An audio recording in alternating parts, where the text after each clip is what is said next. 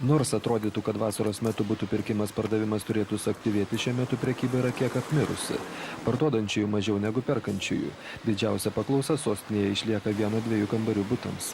Jeigu mes kalbame apie naujuosius Vilniaus miesto rajonus, tokius kaip Justiniškės, Pašilaičiai, Fabijoniškės, Šeškinė, tai vieno kambario kaina gali būti nuo 700-800 iki 800-400-800-500 tūkstančių dolerių.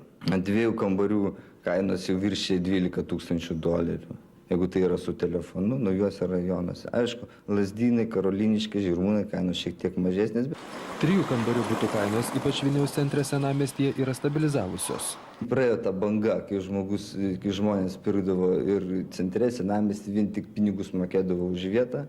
Tai gali sviruoti vėlgi nuo 14 iki 16,5. Aš čia kalbu apie bazinius variantus. Prasme, kai yra butas įrengtas elementariai. Butų pirkimo pardavimo agentūros prognozuoja, kad nuo rudens padidėjus mokesčiams už komunalinius patarnavimus laukiamas staigus 1-2 kambarių butų kainos šoktelėjimas. Atitinkamai atpigs 3-4 kambarių butai. Kad išvengti dažnų nesusipratimų ir apgaulių, agentūros prekiaujančios nekilnojamųjų turtų pataria.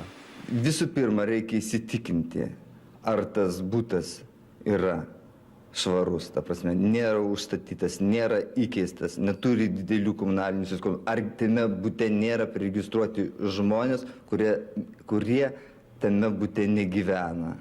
Yra svarbu ir tai, kad buvę šeimininkai išsiregistruotų iš to buto, išsikeltų laikų pagal sutartį, atsiskaitytų už komunalinės paslaugas. Nes šiai dienai yra daug butų, kai žmogus jį nori parduoti, turėdamas didelės komunalinės skolas, kurios siekia 3-4 tūkstančius litų. Pasak specialistų, perkant parduodant butą vis dėlto saugiausia kreiptis į jau žinomas stabiliai dirbančias firmas.